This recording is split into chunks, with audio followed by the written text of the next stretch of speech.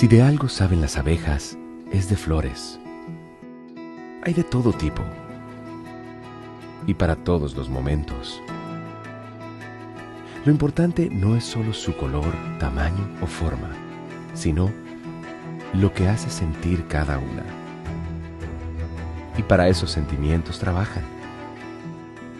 Igual que el Banco Central, que trabaja para hacer florecer la economía y que sientas estabilidad. Para ese sentimiento de tranquilidad, para ese sentimiento de crecimiento y desarrollo, para que la primavera llegue a todos los sectores y los planes de muchos den grandes frutos. Banco Central de la República Dominicana, 75 años trabajando por una estabilidad que se siente.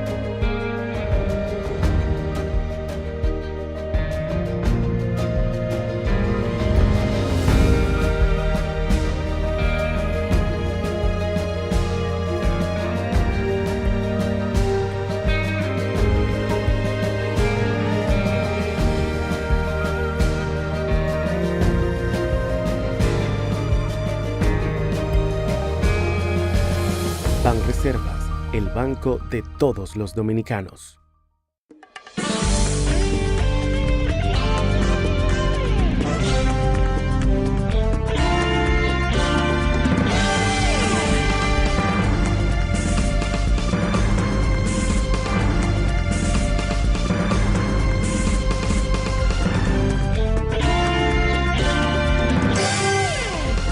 Muy buenas tardes, amables televidentes. Bienvenido a su cita diaria, crepuscular y nocturna en Teleimpacto, que es al final de la tarde despidiendo el sol y comenzando la noche. Ponga su caridad en buenas manos.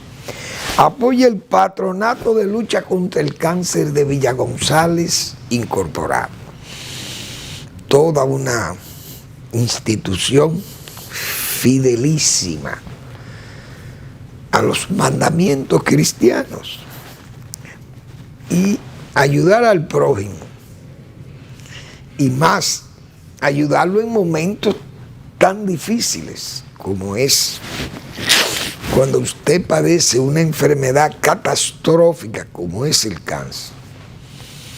Una familia humildísima, carente de todos los activos necesarios para hacerle frente a una enfermedad como esta. Y usted encuentra una institución regentada por gente como esta, de cristianísima formación, gente sin ánimo de lucro, que está dispuesto a ayudarle a hacer todos los sacrificios para arrimar ayuda, apoyo económico y espiritual a una familia muy pobre y enfrentar una enfermedad como esta. Como se sabe, costosa, no es tarea de niños. Esa es una verdad de templo. Hay que apoyar ese tipo de actividades que van dirigidas a ayudar a familias humildes que están afectadas por esta enfermedad. 809-443-8010. El Hogar Escuela Santo Domingo Sabio. Otro espacio también para usted apoyarles. Y le facilitan las cosas. La congregación salesiana que regenta esa institución tiene una cena benéfica que será celebrada el día 14 de noviembre, bajo techo, allá en el Santo Domingo Sabio, a las 7 de la noche, repito, una cena con también bailable, porque va la orquesta de la Marina, de la Armada. Y además hay una presentación de una orquesta de cámara también, creo. Es decir, se hace una actividad con fines también de arrimar recursos, porque es que sin dinero no se pueden hacer las tareas necesarias para formar jóvenes que están en alto riesgo, que es otra tarea difícil de llevar a cabo. Hay que apoyar a los salesianos, que son una congregación de polinizadores, gente que se ha especializado en formar jóvenes y más, en este caso, llevarlo a ser ciudadanos de primer orden, ciudadanos útiles al país. Kilómetro 11, Avenida Independencia, casi esquina Avenida General Gregorio Luperón, aquí en Santo Domingo. Bien, entonces, yo recuerdo la verdad que siempre hemos nosotros dicho aquí que la historia la callada se venga. Pero es tan cierto eso, tan verídico, que la verdad que uno piensa como que las cosas suceden como mandada como por un ser superior, manda las pruebas como para que se verifiquen el acerto. Esa no es mi constitución. Yo recuerdo con esa expresión cuando se promulgó la Constitución del 2010, que fue una constitución que se llevó, eso fue casi una nueva constitución. La Constitución de 2010, porque fue una constitución muy socializada, como yo decía ayer, una unión de voluntades, de consenso, de visitas nacionales, todas las provincias, una comisión de juristas que aunque políticos, porque todos somos políticos aquí, pero gente de recta formación y de seriedad incuestionable y capacidad incuestionable. Fue la gente que redactaron esa constitución. Y bueno, igual que como pasó en el 66, se redactó una constitución ahí que vino a tocarse en el 94. Óigase eso, en el 94. Es decir, que esa tuvo 38 años sin moverse. ¿Cuántos fueron? Del 66, 38 años, sin mover esa constitución del 66. La del 63 duró poco, porque vino el derrocamiento de Bocho, 63 al 66, pero la de Balaguer, 38 años, fue de más larga existencia, se puede decir, fue esa de Balaguer. Y uno sabe que hubo una situación sumamente difícil en el país, saliendo de la revolución, el golpe de Estado y todas esas cosas, el gobierno fáctico del triunvirato, eso obligaba a una constitución más pragmática, más llevadera para el momento. Pero esa constitución del 10 fue muy completa, no hay duda, y se promulgó como manda, como Dios manda, como se dice. Se llenaron los consensos, se hicieron los consensos necesarios, se socializó. Pero a esa constitución, el PRM, como se oponía en forma cerril, era oposición a todo, hasta la misma oposición, como se dice. Entonces, se declaró, yo recuerdo esa expresión, se decían los líderes del PRM, esa no es mi constitución. Ahora, me imagino que la Fuerza del Pueblo y el PLD dice lo mismo, porque se retiraron de Cámara, de todo, de la Asamblea, Y bueno, se le hicieron todas las críticas a esa reforma constitucional, pero no hubo consenso, el pueblo no le puso atención a eso y solamente le pusieron atención a esa reforma, decíamos nosotros el día pasado aquí, los juristas que opinaron sobre si se hacía o no, si era necesario o no el referendo aprobatorio. Entonces, el PRM, vamos a llamarle así, y el gobierno se lanzaron por su cuenta solo, con su mayoría desde luego, a aprobar esa constitución sin tomar en cuenta el referendo aprobatorio. Y se hicieron advertencias de que podía eso ser llevado a un proceso de conocer si era constitucional o no, si esa constitución no era inconstitucional. Y entonces hoy, pues ya vimos que un grupo de abogados de la Fundación Justicia, ¿cómo que se llama?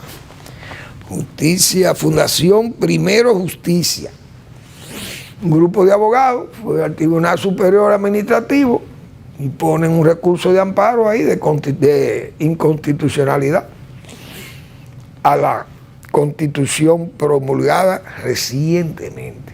Vamos a ver qué camino recorre eso. No creo que tenga ganancia, porque ese Tribunal Constitucional también tiene una conformación ahí peligrosa. Parece que no garantiza la imparcialidad. Y no la imparcialidad, porque todo el mundo es parcial. La institucionalidad.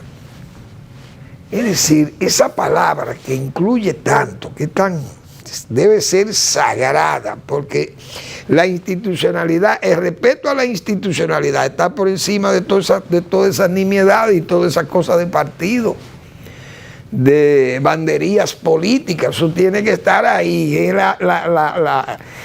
¿cómo diríamos? Esa es la sangre de la democracia, la institucionalidad, que todo el mundo respete eso. Pero vamos a ver qué camino toma ese asunto. A pesar de todo ese camino, diríamos, legal, jurídico, que va a tomar eso ahora. Pero esa promulgación ha tomado también un giro político, porque el presidente, diríamos, hizo un giro brusco en el discurso de promulgar la Constitución, de darla a conocer y ya oficializarla solemnemente en la Asamblea. Entonces, en un giro que tuvo el presidente, señaló, y eso ha traído ahora una discusión política, porque el presidente, en una circunstancia, se le ha señalado, no propia para eso, porque seguimos insistiendo que el presidente está mal servido, mal atendido. El presidente le falta, yo lo he dicho, y tal vez, y ojalá esté equivocado, que el talento del presidente supere lo que yo pienso que es una debilidad del presidente. Ese ejercer el gobierno coloquial, porque no hay razonamiento, no piensa. No es que no piense, sino que no piensa con prudencia, con madurez.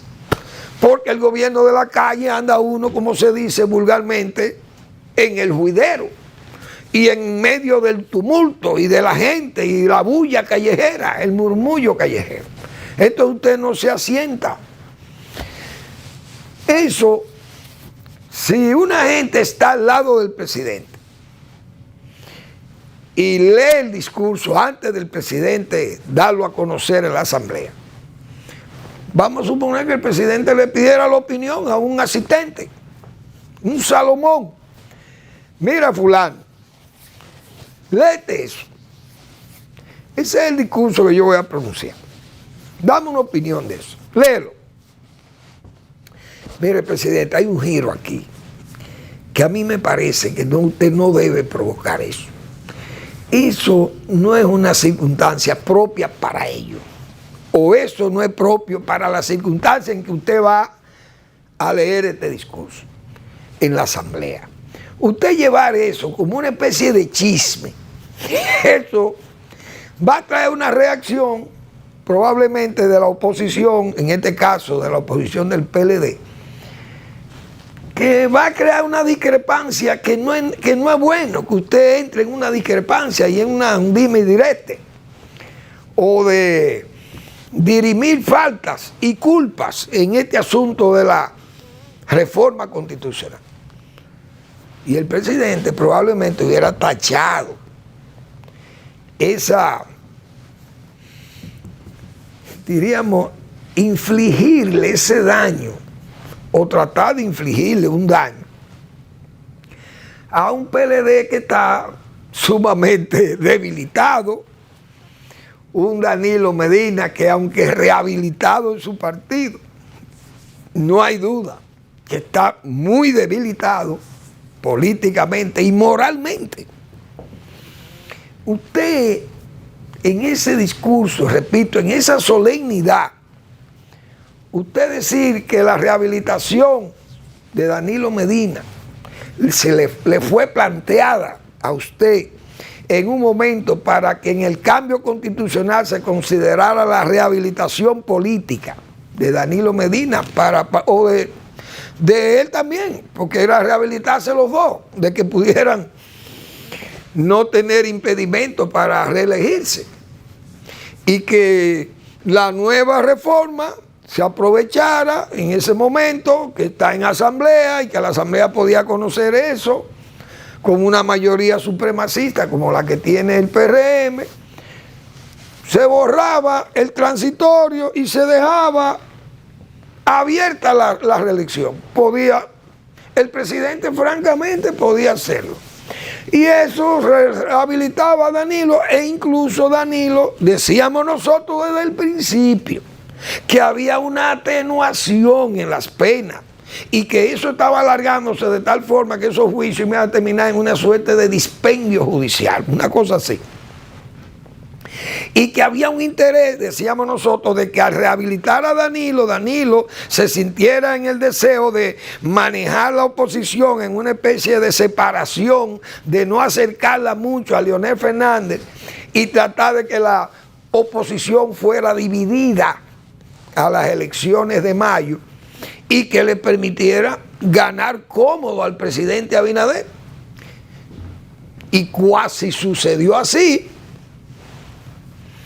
pero no hubo acuerdo entre el gobierno y el PLD de Danilo Medina, porque el presidente ha dicho que a él lo abordaron y que él no aceptó eso. Es decir, que no aceptaba como esa especie de chantaje o de trueque, o de toma y daca. Toma, yo te doy esto y tú me das aquello. Un trueque.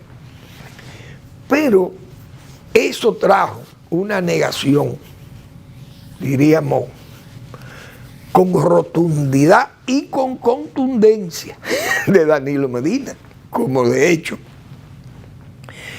tenía que reaccionar, porque él dijo que al presidente le señalara quién se le había acercado para hacerle esa propuesta. Desde luego, los diputados del PLD, algunos han señalado que sí, que hubo entre ellos, hubo esos comentarios o esas propuestas corrieron entre ellos. Pero Danilo Medina, político al fin, él sabía que eso se había hecho, que se estaba comentando eso. Ahora, que no se hiciera el acuerdo, eso es otra cosa. Pero no es verdad que Danilo no sabía que se había conversado, porque esos diputados que hoy dicen que sí, que se comentó eso entre ellos, entre algunos de ellos, seguro que esa gente fueron donde Danilo Medina: mira, Danilo, hay esto, está corriendo esto entre la Cámara, algunos diputados del PRM plantean esto, y algunos diputados de nosotros incluso estamos hablando y conversando con los PRMistas. Danilo le diría: bueno, Hagan ustedes lo que ustedes entiendan. Yo no me voy a meter en eso. Ustedes son diputados, pero si eso se da, me agrada. Y si no me da, pues también me quedo como estoy, porque ese transitorio lo puse yo. Eso pudo haber pasado, pero él lo negó con rotundidad. Repito, y con contundencia. Danilo Medina entonces ha retado al presidente que le diga quién trató de negociar con el presidente ese asunto, porque él no estaba en eso, dice Danilo Medina. Y es probable que entonces el presidente no tenga la respuesta para eso. Si la tiene, tampoco la va a dar, y lo más probable es que el presidente se quede callado, porque no va a entrar en un dime y direte dirimiendo estas cosas, como repito, faltas o culpas en este asunto de la rehabilitación o del cambio o de la reforma constitucional. Entonces esas cosas no deben pasar. Entonces el presidente Abinader, si tiene buenos Salomones ahí, no dice eso en el discurso. Mire, presidente, quite eso. Eso usted lo que va a levantar un avipero. Usted le va a dar una patada a un avipero o a un hormiguero, y eso es lo que va a traer muchísima respuesta. El PLD se va a sentir mal, Danilo Medina va a saltar como un sprint, y usted no le va a poder reclamar ni decirle nada, porque usted no ha hablado con él. Y él va a decir que él está ajeno a eso. Es decir, se cuelan esas cosas en esos discursos porque no hay quien asesore, o el presidente no tiene tiempo porque anda en la calle. Ese es el problema de los gobiernos coloquiales. Hay un funcionario que yo diría el funcionario de más larga estadía en el Estado, que es Valdés, Héctor Valdés, el gobernador del Banco Central. 50 años tiene en el Banco Central y tiene más de 24 siendo gobernador del Banco Central. Y yo le pago a cualquier dominicano para que me diga a mí que vio a Valdés, a Héctor Valdés, caminando, dando tumbo en la calle, oyendo de que donde los banqueros, averiguar cómo está el banco aquí, visitando banqueros, visitando empresarios, o en restaurantes, o por allí, por acá, o en inauguraciones, en las inauguraciones del gobierno. Nadie ha visto a Héctor Valdés que no sea en su despacho. Entonces, por eso tiene éxito. Porque usted tiene que estar en su despacho, el piso 12 del Banco Central, se toman todas esas decisiones financieras y monetarias, y ahí los errores son mínimos. Y hay que ver los aciertos, que son muchos. Vamos a la pausa.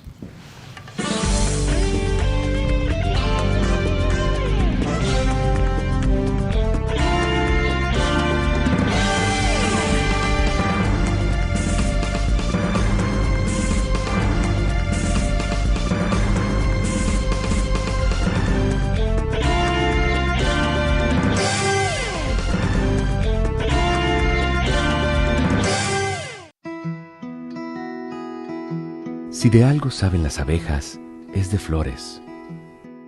Hay de todo tipo y para todos los momentos. Lo importante no es solo su color, tamaño o forma, sino lo que hace sentir cada una. Y para esos sentimientos trabajan. Igual que el Banco Central, que trabaja para hacer florecer la economía y que sientas estabilidad. Para ese sentimiento de tranquilidad, para ese sentimiento de crecimiento y desarrollo, para que la primavera llegue a todos los sectores y los planes de muchos den grandes frutos. Banco Central de la República Dominicana, 75 años trabajando por una estabilidad que se siente.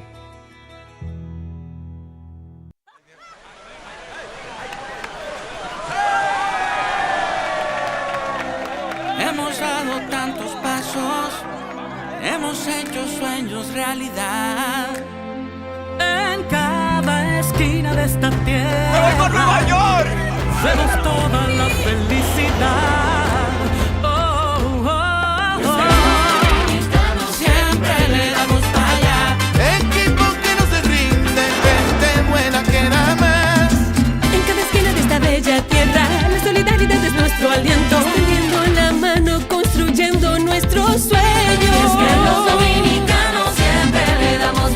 Banreservas ponemos el corazón en el crecimiento de nuestra gente, comprometidos en todo momento y ocasión en ser el banco de todos los dominicanos.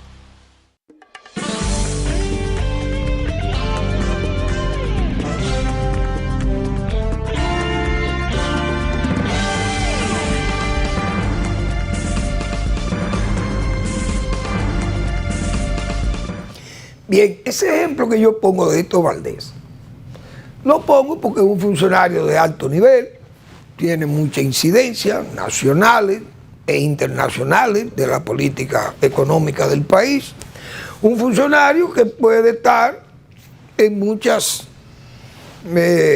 inauguraciones y qué sé yo, y en muchos actos donde está el presidente de la República y todas las autoridades del gobierno. Valdés siempre está en su piso 12 ahí, porque los funcionarios eficientes tienen que estar en sus despachos y atender las cosas, y la solemnidad la dan esos despachos. Se cometen pocos errores. Entonces el presidente, yo estoy seguro que el presidente no tenía ese deseo de infligirle un daño innecesario a la moral, vamos a decir, de Danilo Medina y del PLD, pero principalmente Danilo Medina. Porque el presidente no creo que ese avispero, repito, levantar ese avispero y crear las discrepancias que se crean, no había un interés personal de hacerle daño. Pienso yo que el presidente de la República no tiene esas malas intenciones. Pero esos son errores que se cuelan porque no hay consulta. Ese mismo caso del señor Pimentel ahí en la APP, eso fue un caso penoso, porque se le advirtió, incluso el consultor jurídico se jugó hasta su cargo, porque hay que ser serio, y él yo creo que ha actuado con mucha responsabilidad, el consultor jurídico. No, miren, yo escribí una carta, y si no hubiera escrito ese oficio, bueno, el presidente también hasta lo destituía, y bien, pero escribió. Entonces, ¿de quién fue el error? De quien no ponderó lo que él escribió. Entonces se infringe la ley ahí. Y todo el mundo sabe que hubo ese grave incidente, que el propio beneficiario del nombramiento renunció. Pero hoy, señores, ¿cómo son las cosas? Hoy, porque es que no se puede hacer nada. Primero, las cosas del Estado ocultas, no se puede hacer nada. Hoy se publicó el decreto que nombraba al señor Carlos Pimentel en el cargo adicional de la APP. El señor Rafa Paz, creo que de la Fuerza del Pueblo, pues le llegó el decreto. Yo creo que está ahí. Yo no sé si Eric, yo creo que se lo envié por el WhatsApp. No sé si Eric lo tiene, si lo pudo descargar. Ahí está el decreto, el 614-24. En ese decreto fue que se nombró a Carlos Pimentel como director de la APP. Pero ¿qué pasa? Que a Carlos Pimentel Florenzán se le modificó el artículo 8 del decreto 329-20, que lo designó como director general de contrataciones públicas. Entonces iba a desempeñar estas funciones a título honorífico, después de haber sido nombrado en la APP. ¿Qué quiere eso decir? Que él iba a cobrar por la APP, que seguro tal vez tenía mejor salario, mejores condiciones de salario. El presidente dio una excusa floja, porque se supone que este es un gobierno de buenos tecnócratas, de mucha gente con capacidad, porque el PRM es un partido de muchos recursos humanos y aliados, muchísimos aliados. El presidente no encontró en quién nombrar allí y le da el cargo al señor Pimentel. ni aliados, que son muchísimos que están esperando cargos. Parece que ahí no hay gente que pueda ocupar esa posición, pero el presidente dijo que por eficiencia nombró a Carlos Pimentel, que parece que es un súper funcionario. Pero ¿qué pasó? Que ahora Carlos Pimentel está sin salario, porque según ese decreto ponía a Carlos Pimentel a cobrar por la APP y no por contrataciones públicas, pues ya iba a desempeñar el cargo honorífico de contrataciones públicas. Ahora resulta que no va a poder cobrar. Entonces, ¿qué tiene que hacer el presidente? Se infringe, como dicen las leyes. Tiene que borrar ese decreto, eliminar ese decreto y hacer otro decreto, renombrando de nuevo, será para que no sea honorífico entonces en el cargo Carlos Pimentel. En el cargo anterior, que es el de contrataciones públicas. Fíjense, una cosa nimia, una tontería pública, se convierte en un problema legal, constitucional, es decir, se infringe la ley y hay todo una escandalera sin necesidad. ¿Todo por qué? O por apresuramiento, por falta de prudencia, falta de ponerle buen juicio a las cosas, de estar sentado en el despacho presidencial y ahí se van a conocer las cosas que el presidente va a firmar. Pero que lo filtre la gente, su gente más allegada y los que están más cercanos. Mira, dámelo. Yo recuerdo una vez que trabajábamos en el Consejo Estatal del Azúcar. El director del Consejo Estatal del Azúcar, el ingeniero Manuel de Jesús Viñacáceres, Meme, excelente, un capacitadísimo funcionario público, técnico reconocido nacional e internacionalmente, el ingeniero Manuel de Jesús Viñacáceres, que en paz descanse. Y él era director del CEA. Y en una oportunidad, él tenía un informe que enviarle al presidente Balaguer. Y en forma sana, yo trabajaba para él. Y él me dijo, con la confianza que me tenía, mira, Manuel Fermín, como a ti te gusta escribir y hablas muchísimo y qué sé yo, y eres muy inquieto, dámele un vistazo a ese informe que yo le voy a mandar al presidente. Meme era un hombre sumamente elegante para escribir, respetando las normas del lenguaje. Un estilo excelente de redacción. Entonces, había una nota que yo entendía que debía quitarse.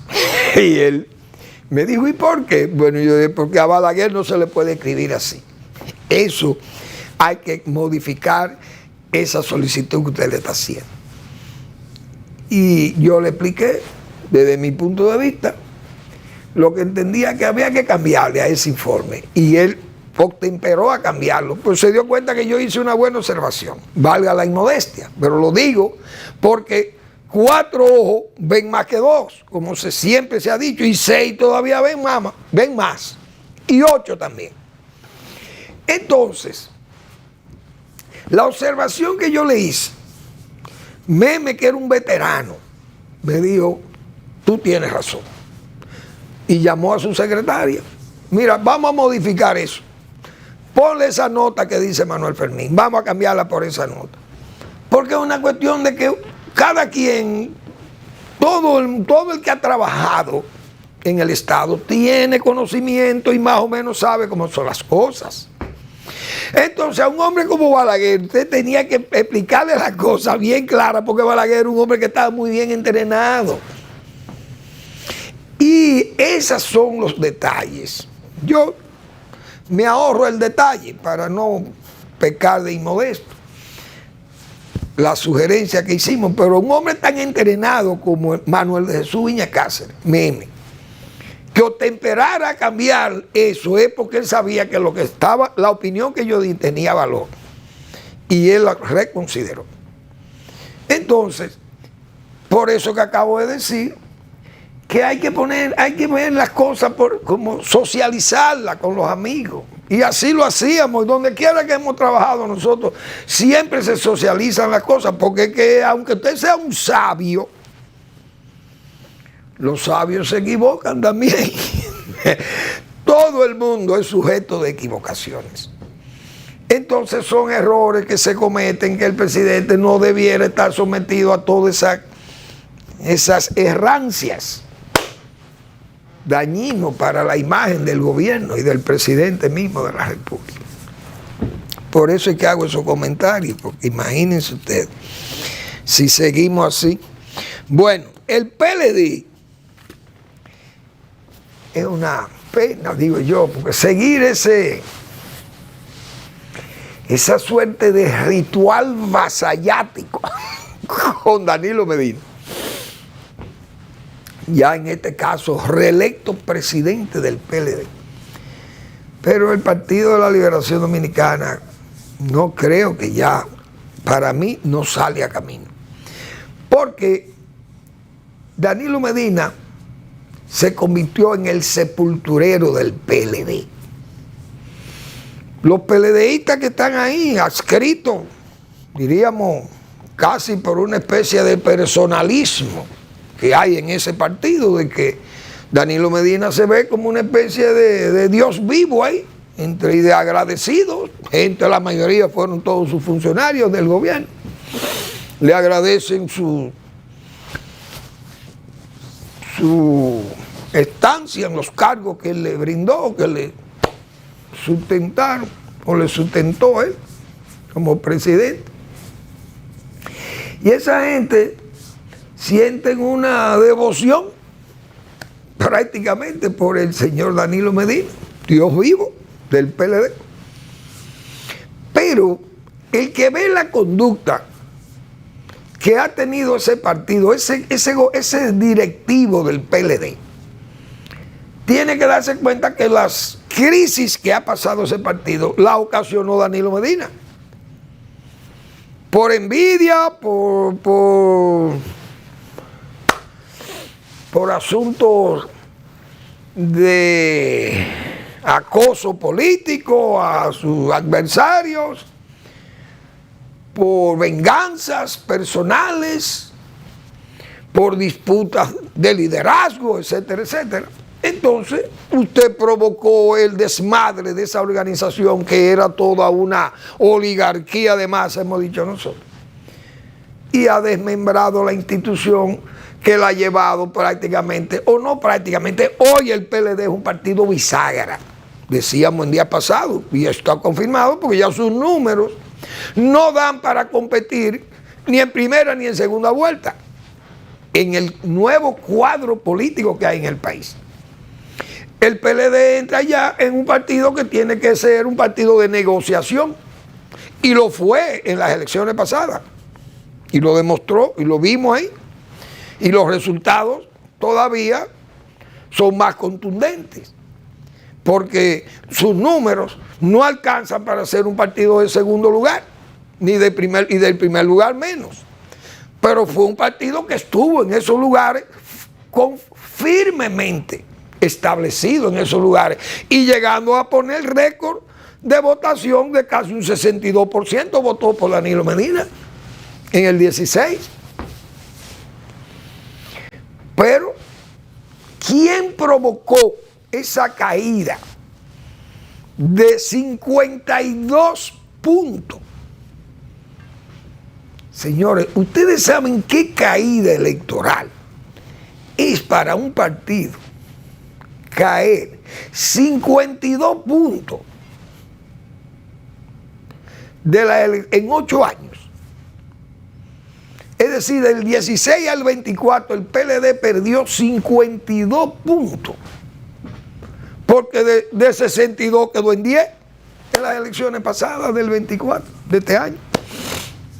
Entonces, eso es grave. Eso es para que el propio Danilo Medina purgara esas derrotas, ese descalabro de ese partido, debió purgarla Danilo Medina y haber dicho, miren señores, liberen, yo lo voy a liberar a ustedes de este calvario. Yo le he causado a ustedes un daño infernal. Y para salir del infierno, es decir, para salir de ese purgatorio, yo creo que es justo que yo me aparte y le deje el camino libre a ustedes, caras nuevas y algo de este nuevo liderazgo que pueda surgir y ver si el pueblo vuelve a aceptarnos, a darnos la confianza de poder llegar a los niveles cimeros que tuvimos. Eso es lo que debió pasar. Porque no hay que buscar, no hay que cavar hondo para encontrar ese filón de verdad de que el PLD, todo ese sufrimiento y todo ese descalabro fue producto del manejo que le dio Danilo Medina desde el poder. Imagínense ustedes, desde el poder, más luego caer en esa oposición tan con esa dureza de la realidad para ese partido en medio de tantos cuestionamientos judiciales y de conducta política y todo esto.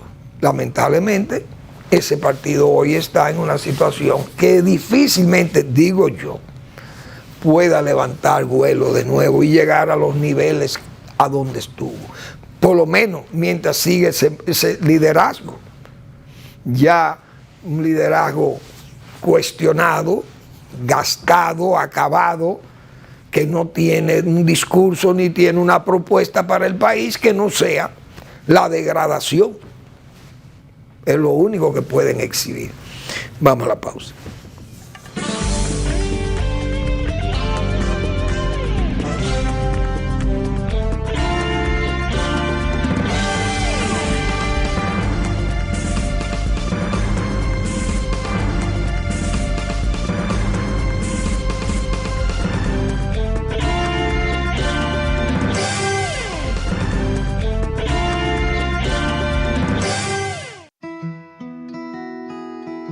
Si de algo saben las abejas, es de flores. Hay de todo tipo y para todos los momentos. Lo importante no es solo su color, tamaño o forma, sino lo que hace sentir cada una. Y para esos sentimientos trabajan. Igual que el Banco Central, que trabaja para hacer florecer la economía y que sientas estabilidad. Para ese sentimiento de tranquilidad, para ese sentimiento de crecimiento y desarrollo, para que la primavera llegue a todos los sectores y los planes de muchos den grandes frutos. Banco Central de la República Dominicana, 75 años trabajando por una estabilidad que se siente.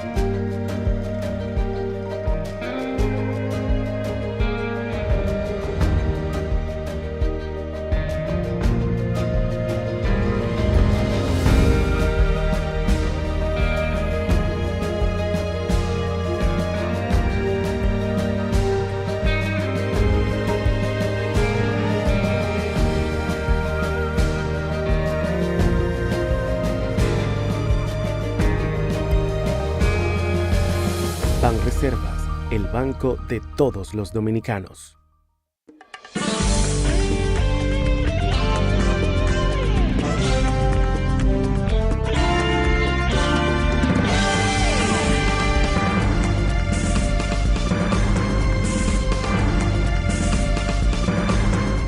Bueno, el mundo anda bien activo con las situaciones beligerantes que hay, principalmente estas guerras de Medio Oriente y la guerra de Ucrania, pero la guerra de Medio Oriente sabemos que ha tomado un giro sumamente duro. Israel, hemos dicho nosotros otras veces, libra una guerra holocáustica porque va a terminar prácticamente hundiendo todo a Hamas, a Hezbollah, todo ese movimiento palestino y además gente que se oculta entre civiles.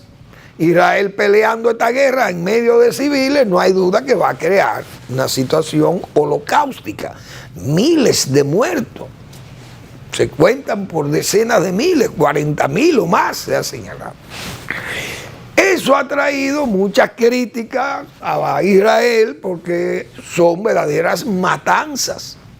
Pero uno sabe lo difícil que es pelear una guerra con grupos terroristas que se esconden en hospitales, en escuelas, en túneles que están debajo de edificios familiares, en los mismos edificios familiares instalan equipos de bombardeo, de disparo de cohetes. Entonces hay una situación sumamente grave. Hezbollah en el Líbano lo mismo.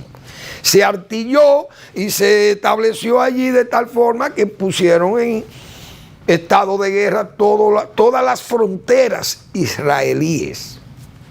Entonces Israel está peleando una guerra sumamente incómoda para cualquier país y para cualquier potencia, sea económica o potencia militar. Es una realidad. Claro, Israel cuenta con el apoyo de Estados Unidos, de Inglaterra, le han dado un apoyo extraordinario para sus armas, pero Estados Unidos es un país que tiene dos países pequeños, que lo ha dicho públicamente durante años que tiene que defenderlo. Uno nació en el 49 y el otro en el 48. Oigan cómo es. Taiwán nació en el 49 y Israel en el 48.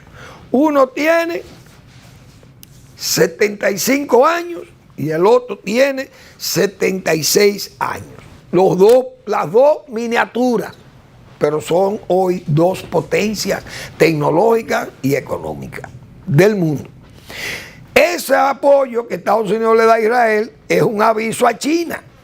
Y le dice, mira, yo defiendo mi país pequeño y cuando yo me meto a defenderlo, lo defiendo de verdad.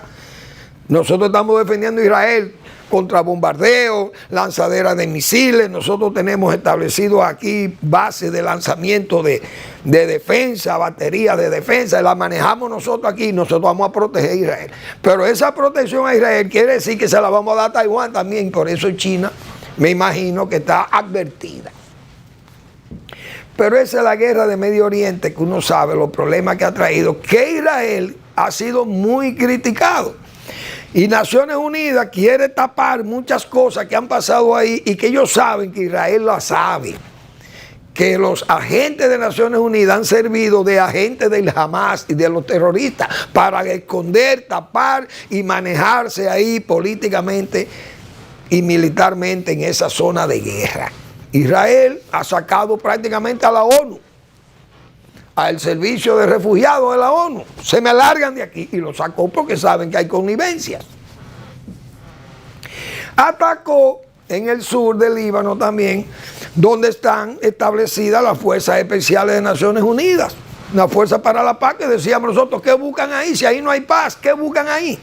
Ahí lo que hay es guerra. Donde hay guerra, Naciones Unidas que se salga de ahí y que busque la paz diplomáticamente y saque esos militares de ahí, de naciones que son amigas de Israel incluso y amigas de los árabes. Sáquenla de ahí para evitarle más problemas, porque Israel no quiere bombardear a esa gente, pero lo va a tener que hacer. ¿Por qué? Porque sabe que los comunistas o los terroristas están refugiados precisamente en las zonas cercanas a donde están las bases de los militares cacos azules. Entonces hay una situación sumamente grave. Ahora a Israel se le critica porque tiene 40.000 muertos.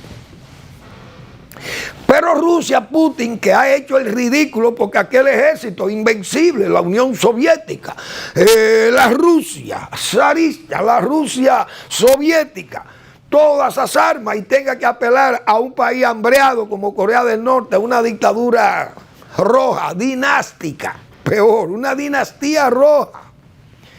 a Irán, un país que ha sido, miren cómo ha sido humillado por Israel y por Occidente ahí, buscando el apoyo. Tropas de Norcorea tienen que ir a ayudar a Putin porque ha perdido 600,000 soldados o más. No se sabe la cantidad de gente porque es un matadero.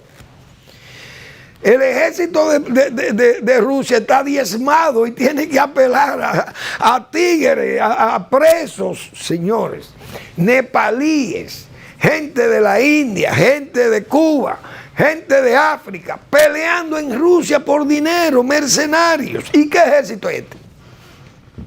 Entonces Putin, buscando 20 o 30 o 12,000 soldados norcoreanos ahí a pelearle una guerra a Ucrania, un país pequeño. Pero ¿y qué es lo que está pasando? Porque está bien que la OTAN y Estados Unidos le está brindando armas a Ucrania, que ha sido un país agredido, pero Naciones Unidas, ¿qué hizo el director de Naciones Unidas? Salir retratado con un paria, que es el señor Putin. Un hombre que entre él y el de Siria mataron 270,000 personas, pero entonces esos fueron civiles. Naciones Unidas no le llama la atención a Rusia, no se la llaman a Israel, que ha matado 40,000, pero Rusia y Bashar al-Assad mataron 270,000 soldados. Fueron soldados los que mataron en Siria, en Alepo y en Izi, otra de las ciudades importantes. No, fueron civiles en Alepo, borrada del mapa, como hicieron en Mariupol, el mismo genocida, con el que sale Guterres muy de sonrisa en Kazán, la reunión de los BRICS, con el genocida paria, un hombre que nadie lo quiere, ni siquiera le dice, mire, no venga por aquí, a Putin.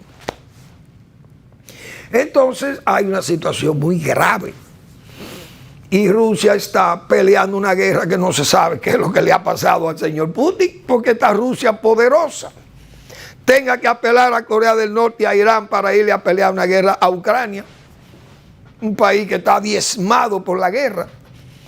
Pero Occidente le da su apoyo porque solo se lo hubieran tragado.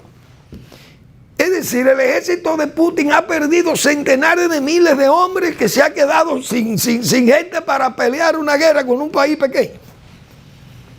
Que tenga que apelar a soldados de Corea del Norte, que ya va a meter a Corea del Sur en la guerra, porque Corea del Sur le va a dar apoyo a Ucrania ahora. Y eso va a traer una extensión que probablemente soldados franceses o soldados alemanes se sumen también a apoyar a Ucrania. ¿Y qué va a pasar?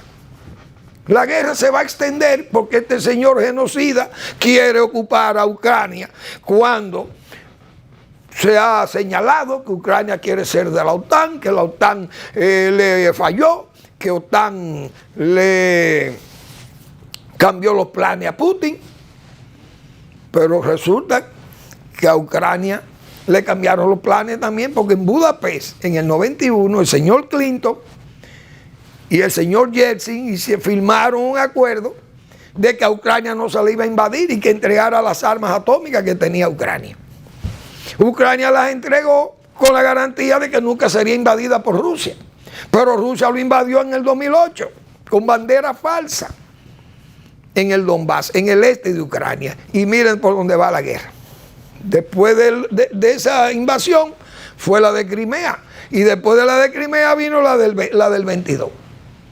Entonces, ¿quién falló? ¿Ucrania, Occidente o Rusia?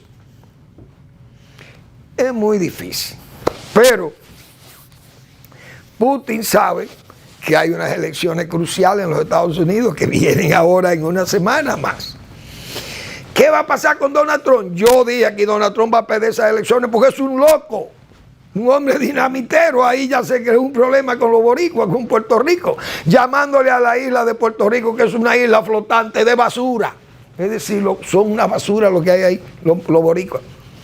Él no fue que lo dijo un cómico que estaba en un acto de él, pero no le reclamó al cómico que eso estaba mal. No, al contrario, lo aplaudió. Entonces, hoy en Estados Unidos tiene la comunidad boricua o puertorriqueña, está revelada, porque todos nosotros somos hoyo de letrina para Donald Trump, que es fascista. Lo han dicho Miley, el que fue jefe de Estado Mayor del conjunto de las Fuerzas Armadas de Estados Unidos. Pero lo dice John Kelly, que fue el jefe del staff, del gabinete de la Casa Blanca. Y John Bolton, el asesor de seguridad, todos han hecho los mismos cuestionamientos de que este señor es una especie de Hitler. Entonces el gobierno de los Estados Unidos no puede estar en manos de un hombre en esas condiciones que tiene Donald Trump. ¿Dónde va a terminar esa elección de Donald Trump? Perdiendo las elecciones como le pasó la otra vez en el 20. Y va a perder por 2, 3, 4, 5 millones de votos. Seguro que va a perder. Porque ningún norteamericano con un mínimo de razonamiento vaya a votar por una persona como está el señor Donald Trump, que anda por, qué sé yo, a tonta y a loca también. Ese otro. Ese anda tonta y a loca. Gracias por su atención. Nos vemos mañana en otra entrega de Al Final de la Tarde, despidiendo el sol y comenzando la noche.